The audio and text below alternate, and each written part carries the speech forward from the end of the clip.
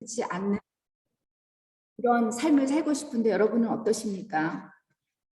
창세기 족장들의 이야기도 그렇고 모든 인생은 죽음을 맞이하기 전까지만의 이야기를 기록하고 있습니다. 오늘 본문 창세기 마지막 장인 50장은 야곱의 죽음에 대한 이야기이고 누가복음 마지막 장인 24장은 예수님의 살아나신 부활에 대한 이야기입니다. 그동안 우리들은 몇 달 동안 몇 주에 거쳐서 이 창세기 말씀에 기록된 족장들의 이야기에 대해서 나눠봤습니다. 우리들의 믿음의 조상들이라고 하는 그 아브라함이나 이삭이나 야곱의 인생을 돌아보면 우리와 별다를 바 없이 아주 찌질하고 못난 인생을 살았다 싶습니다. 이들은 그야말로 믿음의 조상이 되기에는 어떤 훌륭한 행위나 없죠. 그리고 큰 믿음도 아닌 보통 우리와 별다를 바 없는 사람들이었습니다. 그저 일방적인 하나님의 선택이었고 하나님의 이끄심이었고 하나님의 언약의 약속이었습니다. 여러분이나 저처럼 별다를 바 없는 이렇게 찌질하고 못난 사람들을 구원해 주시기 위해서 이 족장들을 통해서 약속하신 메시아이신 예수님을 이 땅에 보내주시겠다는 것이 바로 족장 이야기의 핵심 주제가 아닐까 싶습니다. 다시 말하자면 창세기의 족장들의 이야기는 죽고 죽는 인생에 대해서 기록하고 있는 것이지만 예수님의 부활의 사건은 우리를 살리고 영원까지 살리시기 위한 구원하시기 위함이라는 것입니다. 야곱이 고백한 대로 그 험악한 세상을 살았지만 마지막으로 그는 영적인 아버지가 되어 그의 12 아들을 축복하고 147세의 죽음을 맞이합니다. 예수님의 십자가의 죽으심과 야곱의 장례를 이렇게 비교해 보면 참 놀랍지 않습니까? 야곱이 찌질한 삶을 살았는데 그의 장례식은 여느 왕 부럽지 않게 화려했습니다. 예수님은 어땠습니까? 야곱의 유언대로 그의 아들들은 그의 시신을 가나안 땅에 묻기 위해서 요셉은 이집트의 장례 문화를 따를 수밖에 없었을 거예요. 애굽에서 가나안까지의 거리가 약 640km고 직선으로 이렇게 볼 때는 뭐 340 정도 된다고 하는데 이 640km를 도보로 그것을 걸을 때 한두 달 걸리겠죠. 근데 이 시신을 그 고대의 그 날씨에 의하면 이게 불가능합니다. 그래서 유대인이나 이슬람들은 사람이 죽을 때 그날 즉시 관이 없이 그 세마포라고 하죠. 거기에 이렇게 싸가지고 그날 즉시 24시간 안에 장례를 하는데 이 야곱을 가나안 땅으로 장례하기 위해서는 고대 애굽에서 행했던 미라 방법을 취했습니다. 여러분, 미라 장례법은 고대 애굽에서 아주 발달되었습니다. 돈 많은 사람들이 할 수 있는 장례법이었죠. 고대 이집트인들은 사후에 부활이 있다고 믿었어요. 우리들처럼. 그들은 언젠가 자신의 영혼을 카라고 하는데 그 카가 언젠가는 다시 자신의 몸으로 돌아오기 때문에 가능한 자신의 시신을 부패되는 것을 방지하려고 했습니다. 그들은 생각을 뇌로 하는 것이 아니라 당시의 마음으로, 심장으로 한다고 생각했기 때문에 모든 심장 외의 모든 장기들을 다 척추시킵니다. 그리고 그 안에 향유를 넣고 특수 향유를 바르고 특수 천으로 붕대로 쌓아서 시신을 보관하는데 이것이 바로 미라를 만드는 방법입니다. 우리 기독교인들 중에도 육체의 부활을 믿는 사람들이 많아서 지금도 화장을 꺼려하는 사람들이 있습니다. 이런 이유로 로마 제국시대나 중세시대에 기독교인들을 핍박하거나 또 중세시대 마녀사냥, 이교도인들을 죽이기 때는 여러분 화형을 했습니다. 불에 살라서 죽였다라는 거예요.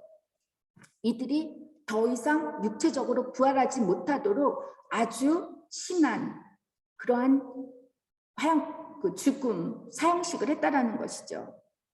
여러분, 야곱의 장례식은 70일 장으로서 아마도 국가장처럼 화려하게 치러졌던 것 같습니다. 애굽인들이 70일 동안 그를 위해서 울었다고 합니다. 70일. 아마 곡하는 것이 뭐 진짜 슬퍼서 우는 건 아니겠지만 어떻든 울었다고 합니다.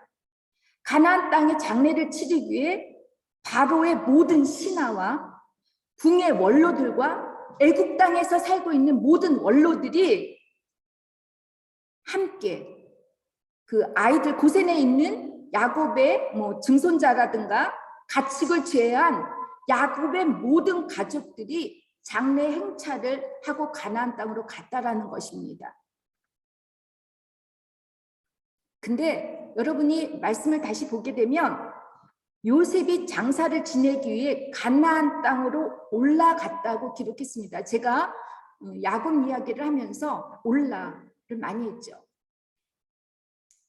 올라가다.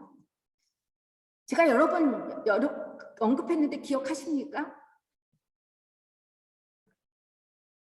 가나안에서 애굽으로 올 때는 지형적인 문제가 아니라 그랬잖아요. 내려오다라고 했고, 그리고 애굽 땅에서 가나안으로 갈 때는 올라가다라는 표현을 했는데 이것이 무엇입니까? 아무리 축복의 땅이라 할지라도 하나님의 약속의 땅이 아닌 곳은 축복이 아니라는 거예요. 여러분이 구하는 모든 것이 하나님이 아닌 어떤 우리의 영적인 상태가 아닌 육적인 성공과 출세가 축복인 것처럼 보이지만 그것이 때로는 축복이 아니라 저주가 될 수 있다라고 얘기를 했잖아요. 하지만 비록 흉년이 들고 메말라 버린 비옥한 땅이 못 된다 할지라도 하나님께 함께 하시는 땅, 가나안 땅으로 올라가는 것이 구원이고 축복이라고 제가 말씀드렸습니다. 그렇기 때문에 여러분, 여기가 주사오니 이 땅에서 더 잘 먹고 더 잘 살아보려고 모름부림치지 말라고 했습니다. 우리가 올라가야 할 땅은 여기 있는 땅이 아니라 영원한 생명이 있는 하나님의 나라, 그 나라로 올라가기 위해서 우리가 잘 살아야 하는 것이고 그것이 우리 인생의 목표가 되어야 하고 신앙의 목적이 되어야 합니다. 야곱은 그가 소원한 대로 자기 조상들이 묻혀 있는 곳에 함께 장사함으로써 그의 모든 이생의 삶을 마치게 됩니다. 그리고 그가 죽고 난 400년 후에 이스라엘 백성들이 애굽의 노예 생활에서 몸부림치고 고통을 받다가 하나님께서 이들을 출애굽해서 약속의 땅 가나안 땅으로 올라오게 하는데 여러분, 그냥 올라오게 하지 않았습니다. 홍해가 있었잖아요. 첫 번째 관문이에요. 올라가는데 첫 번째 관문은 뒤에서 뒤따라오는 바로의 군대의 추격 속에서 이스라엘 백성들은 어찌할 바를 몰랐어요. 앞에는 홍해가 있고 그런데 하나님께서는 홍해를 갈라지게 했습니다. 여러분, 갈라진 홍해를 어떻게 해야 되죠? 내려가야 돼요. 그죠? 바닷속으로 내려가야 돼요. 죽어야 돼요. 그리고 나서 다시 가나안 땅으로 올라가듯이 이것이 바로 세례입니다. 우리가 주님을 통해서 함께 죽고 그리고 주님과 함께 다시 살아나는 것, 이것이 바로 가나안의 축복입니다. 한마디로 세례란 여러분의 갖고 있는 옛 성품, 못난 인격, 못난 자아가 죽고 주님과 함께 다시 살아나겠다고 하는 여러분의 신앙 의지인 것입니다. 그리고 여러분의 신앙 고백입니다. 신약에서는 하나님의 영원한 나라, 영원한 생명이 있는 하나님의 나라로 올라오도록 인도해 주시는 것이 바로 예수님의 부활 사건입니다. 주님께서 우리를 구원하시기 위해 십자가에 죽으시고 다시 부활하셨다는 것이죠. 그런데 여러분, 사람들은 예수님의 부활을 믿지 못합니다. 여러분, 예수님의 부활을 믿습니까? 참으로 믿습니까? 우리 수연 형제님은 제가 예전에 물어봤을 때 그쵸? 감사해요. 근데 2019년에 독일의 에어푸르트 마크트 포숑스, 그러니까 소ци알 포숑스 인스티튜트에서 독일 성인 남녀, 그러니까 18살 이상인 사람들 2,000명에게 예수가 죽음 가운데서 육체적으로 다시 살아난 것을 믿느냐고 이렇게 설문조사를 했는데 5사람 중 1사람, 그러니까 19%가 예수의 육체적 부활을 믿는다고 응답을 했다고 합니다.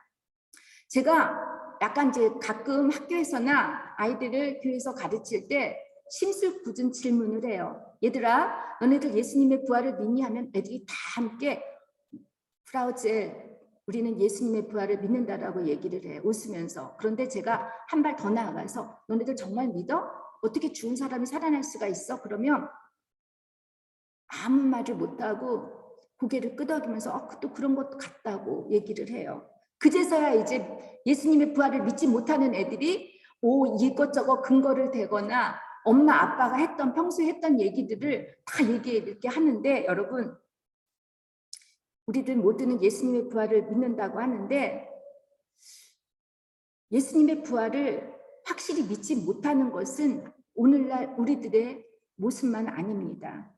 사복음서의 저자인 마태, 마가, 요한도, 그리고 오늘 본문 말씀의 저자인 누가의 기록을 보더라도 예수님의 부활을 믿지 못하는 사람들이 당시에도 많았다는 거예요.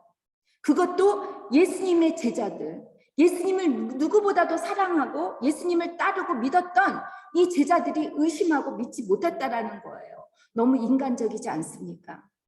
예수님의 부활이 제자들이나 예수님의 따르는 사람들에 의해서 조작된 것이라는, 그렇게 주장하는 사람들이 지금 참 많습니다. 그러나 예수님의 부활의 허구가 아니라 역사적 사실이라는 것을 사복음서 저자들이 알리기 위해서 먼저 예수님의 부활에 대해서 의심하는 사람들에 대해서 기록했다라는 것이죠. 그렇다면 여러분, 예수의 부활이 역사적 사실인지 아닌지를 어떻게 알 수가 있겠습니까? 제가 철학을 부전공을 했을 때, 철학 처음에 부전공을 했을 때 먼저 논리학을 우리가 배워요. 철학은 사실 인간의 존재에 대해서 배우는 것이죠. 존재하느냐, 존재하지 않느냐. 그리고 제가 논문도 그렇게 썼지만 저는 실존적 철학을 공부를 했기 때문에 이 존재론에 대해서 제가 많이 이제 공부를 했는데, 여러분, 우리가 어떤 역사적 사실이라고 하는 것을 우리가 봤을 때는 사실에는 있다 없다라고 하는 존재에 있어서는 객관적인 사실과 주관적인 사실이 있습니다. 예를 들면 여러분 앞에는 제 컴퓨터 노트북이 있고 여기가 마이크가 있습니다. 여러분 다 보시죠, 그죠? 객관적이에요. 만질 수도 있고 색깔을 우리가 해석할 수도 있고 또 이게 길이가 몇 센치인지 우리가 다 관찰할 수 있고 수량을 잴 수가 있습니다. 그리고 과학적이에요. 그래서 과학적인 사실이라고 하는데, 그런데 눈에 보이지 않는 사실이 있습니다. 예를 들면 제가 제 아들을, 오늘 우리 아들이 부활절 예배를 드리고 페루를 가는데 전화해서 제가 기도를 해줬어요. 그리고 엄마가 너를 사랑한다라고, 우리 아들도 저를 사랑한다라고 이렇게 얘기를 했는데, 제가 우리 아들을 사랑하는 거 사실이에요. 그렇죠? 믿지 못하죠. 근데 여러분 어떻게 믿을 수 있으세요? 제가 우리 아들을 사랑하는 행위, 그에 맞는 행위, 합당한 행위를 하는 것을 통해서 여러분들은 그 사실을 알 수가 있지 않습니까? 그렇지 않아요? 그런데 이 사실, 내가 우리 아들을 사랑한다라는 이 사실은 주관적인 거예요. 그런데 나 혼자 난 사랑해 이렇게 된다고 해서 여러분 이게 사실인지 아닌지 증명되는 게 아니라 여러분도 공감해야 되는 거예요. 그래서 상호 공감할 때 이 사실이 인정을 받는다라는 것이죠. 이게 바로 역사적 사실이라는 거예요. 이 역사적 사실은 단 한 번에 일어나는 일회 사건이고 반복하지도 않습니다. 그리고 계량이 가능하지 않습니다. 수치를 매거나 계산할 수가 없습니다.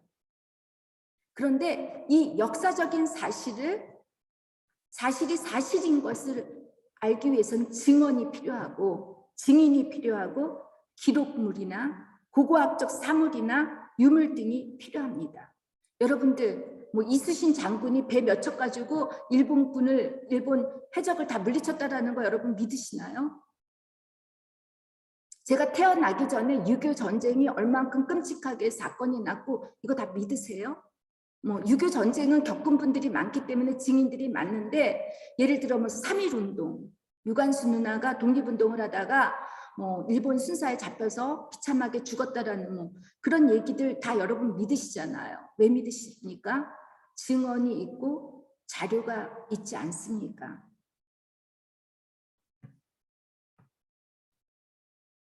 이 예수님의 증언에 대해서는 제가 아까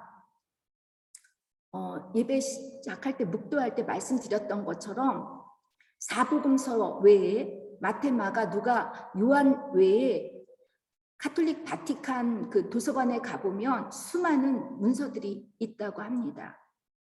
그리고 바울은 예수님 당시에 살기는 살았지만 예수님과 전혀 상관이 없이 살았어요. 예수님을 몰랐던 사람인데 이 바울이 고린도전서 15장 6절에 보면 예수님의 부활에 대해서 어떻게 얘기를 하냐면 예수님의 부활에서 여자에게 만나줬고 그 다음에 게바 베드로에게 만나줬고 그리고 예수님을 당시 목격한 사도 바울이 경험했던 목격자가 500여 명이 있었다는 거예요. 그리고 마지막 자기 칠삭 독립밖에 못 되는 부족한 자기에게도 부활의 예수님이 보여주셨다고 이렇게 고백을 합니다. 여러분 부활의 주님을 믿지 못하는 사람들이 어떻게 부활의 주님을 만나게 되었는지 소개해 주는 것이 오늘 본문 말씀입니다. 처음엔 여인들이었죠. 막달라 마리아, 요한나. 요한나는 여러분 생소한 이름인데 헤롯 왕의 그 회계를 맡은 재정을 맡은 관리 집사의 아내라고 그러니까 귀족이겠죠. 그 요한나가 있었고 야고보의 모친 마리아와 또 다른 여인이라는 그런 구체적인 이름이 담겨 있습니다. 이 여인들은 예수님의 무덤에 가서 죽어 있으신 예수님께 향유를 바르려고 갔는데 이미 돌 무덤이 열려져 있었다라는 거예요. 예수님이 부활할 것이 두려워서 로마 병정이나 바리새파 또한 그 제사장들은 거기에 보초를 세웠어요. 예수님의 시신이 어디 도망가지 않도록. 그런데 그들이 예수님의 부활을 그 입술을 막기 위해서는 예수님 부활의 시신을 갖고 있어야 되는데 시신이 없어졌다라는 거예요.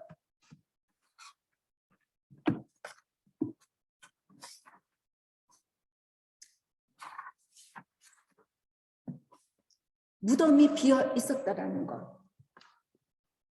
근데 이 여인들의 반응은 근심했다고 했습니다. 그 근심한 여인들에게 찬란한 옷을 입은 두 사람이 곁에 서 있더라는 거로 얘기를 했는데 주님의 천사라는 것이죠. 두 천사를 본 여인들은 두려워 얼굴을 땅에 베었다고 합니다. 이 누가는 사실 의사였기 때문에 이 심리적 반응들을 되게 잘 묘사했어요. 뭐 근심하다, 두려워하다, 슬프다, 놀라고 무서워하다, 의심하다, 기뻐하다, 놀랍게 여기다 등 이 부활의 증인들의 감정들을 아주 자세하게 기록함으로써 예수의 부활이 어떤 역사적 사실이라는 것을 알리고자 했던 것 같습니다. 그런데 왜 하필 여인들이 부활의 첫 번째 증인이 되었을까 궁금해하시는 분들이 많을 거예요. 우리 한 선교사님께서는 멋지시고 입이 무거우셔가지고 물론 지금 선교사로 예수님의 복음을 잘 전하시지만 아마 여인들이 얘기한 것들 잘 믿지 못하고 보더라도 묵직하셔가지고 남들에게 전하지 못하셨을지도 몰라요. 그죠? 여자들은 여러분 당시에 노예나 다름이 없었습니다. 법정에 증인으로도 설 수가 없었습니다. 인간 취급을 받지 못했다라는 거예요. 그런데 이런 여인들이 예수님이 부활했다고 전해지는 것을 사람들이 믿었다라는 거예요. 믿지 못하니까 거기에 있었던 사람들이 그중에 또 베드로는 못 참으니까 성격이 급한 베드로는 무덤으로 달려갔다고. 누가복음에서 볼 때 여자들의 역할이 참 중요해요. 수가성 여인이 이방인 여인이 예수님을 만나고 나서 그의 반응은 동네로 가서 예수님을 전했다라는 거예요. 첫 번째 선교사였어요. 수가성 여인이. 지금 이 여인들이 선교인 아닙니까?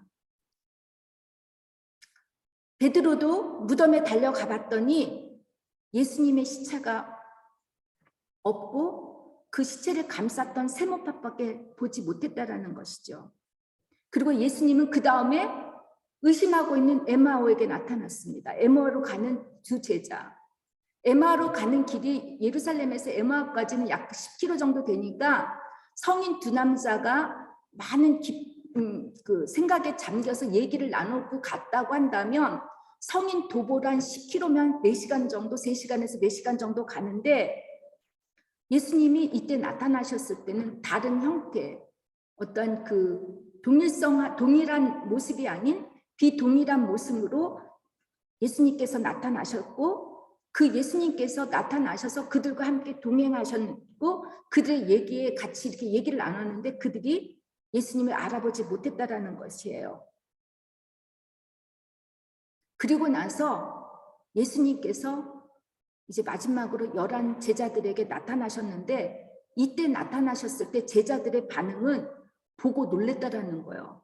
저도 귀신 보면 무서울 것 같아요. 봄에 뭐 가끔 이렇게 뭐 환상 같은 거 보게 되면 무서운데 예수님이 나타나셨을 때는 아니겠지만 어떻든 무슨 이상한 형태가 예수님이 나타났다고 한다면 이게 꿈이야 생신이야 그럴 수 있잖아요. 놀랐다라는 반응 정말 맞아요. 근데 예수님께서는 하도 이들이 보고도 믿지 못하니까 너네들 나를 만져보라고 그러시면서 뭐라고 말씀하시냐면 원래 너희들이 죽으면 영은 살과 뼈가 없지만 나는 이제 너희들이 만질 수 있는 사람이라고 그리고 나서 먹을 것을 갖다 달라고 얘기를 했어요. 떡과 물고기를 예수님이 생선을 먹고 나서 제자들을 양육을 시켜줍니다. 내가 너네들한테 얘기하지 않았니? 내가 죽고 나서 사흘 만에 다시 부활할 거라고 선지자들이 얘기를 내가 너희들한테 그토록 얘기를 했는데 너희들은 믿지 못했어? 라고 얘기를 하시면서 너희들은 이제부터 증인이 되는데 내가 보내주는 보혜사 성령이 보내줄 때까지 너네들은 이 성에서 기다리라고 했습니다. 근데 예수님이 양육하고 가르치실 때 제자들의 마음이 뜨거웠다라는 것이죠. 여러분 놀랍지 않습니까? 어떤 드라마의 감독이 그다음에 드라마를 쓰는 작가가 다 완성본을 만들어 놓으면 그 완성본대로 드라마나 영화가 움직이는데 예수님의 부활은 예수님이 부활하시기 몇천 년 전에도 이미 기록되어 있다는 거예요. 선지자들을 통해서. 어떻게 그런 일이 일어날 수가 있겠습니까? 제가 누구에게 어떤 드라마를 썼을 때 이 드라마대로 너의 인생이 그렇게 될 거라고 이게 가능합니까? 그렇지 않지 않습니다.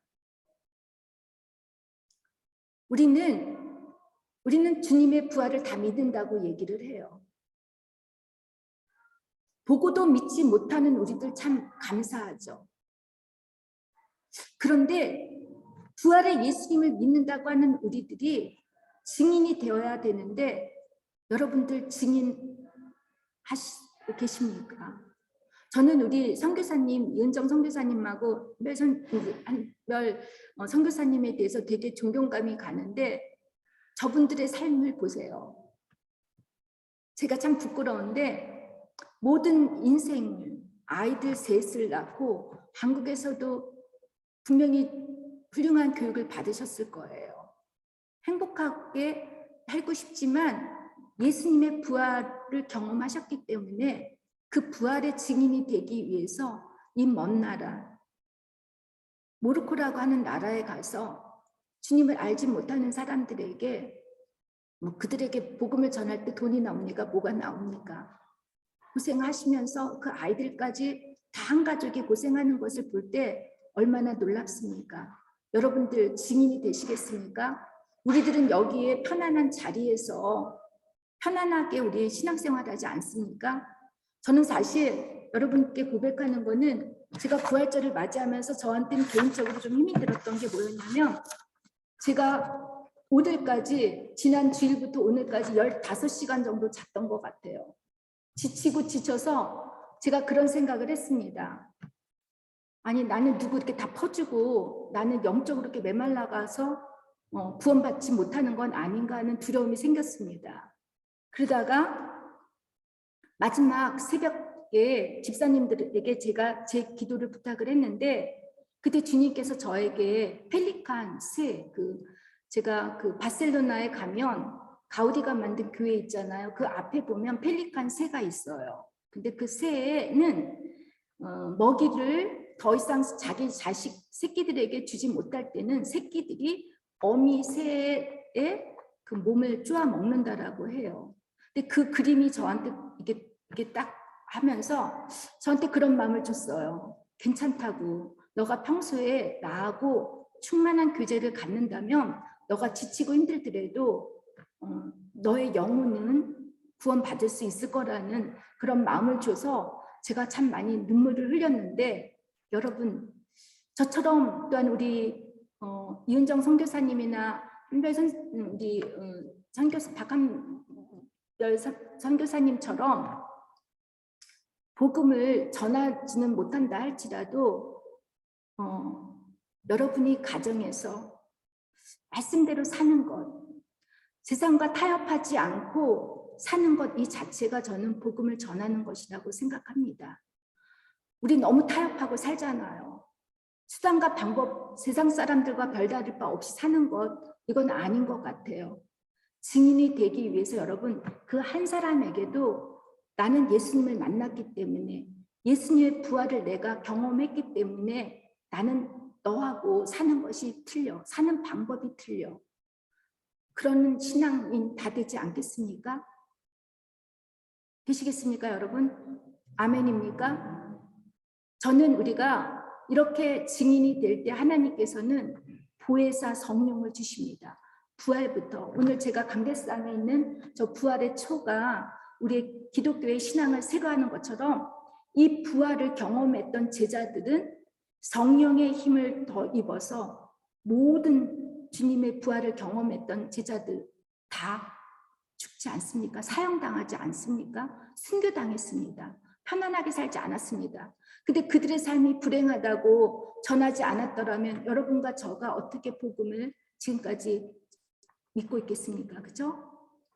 저는 그분들이 가장 아름다운 삶을 살았고 가장 아름다운 죽음을 경험했지만, 저는 많이 주님의 그 영광의 모습을 바라보고 돌아가셨다고 저는 생각합니다. 여러분, 우리의 삶, 이 땅 다 아닙니다. 아름답게 복음의 증인으로 살다가 그렇게 해서 우리의 이 생의 삶을 우리가 마쳤으면 바랍니다. 축복하고 여러분 축원합니다. 기도하겠습니다. 주님, 부족한 저희들에게 복음의 증인이 되라고 하셨습니다. 여전히 믿지 못하는 저희들이고 믿는다 해도 믿지 못하는 자와 별다를 바 없이 사는 저희들의 추한 모습이지만, 그럼에도 불구하고 주님의 약속, 언약이 있고 구원의 약속이 있었기 때문에 저희들이 주님을 따르고 믿습니다. 점점 성숙해져가는 부활의 신앙인, 부활의 증인들이 다 될 수 있도록 함께해 주시옵소서.